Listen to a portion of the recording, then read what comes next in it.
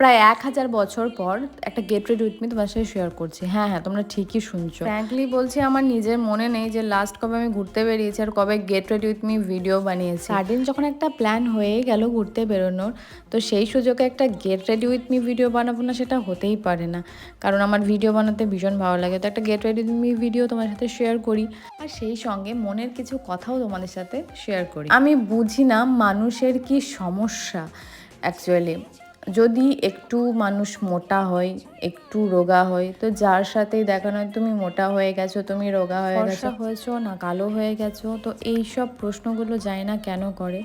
আগে মানুষের জানা উচিত যে তুমি যার সাথে কথা বলছো সে কেমন আছে, সুস্থ আছে কি না, তারপরে এই সব কথাগুলো বলাটা প্রাসঙ্গিক। তাছাড়া এই ধরনের মন্তব্য সাডেনলি করাটা আমার ভীষণ অ্যানোয়িং লাগে, আর এই সব মানুষদেরকে আমি সিম্পলি ইগনোর করি। তো আজকের ভিডিও এইটুকুই। কেমন লাগছে আমাকে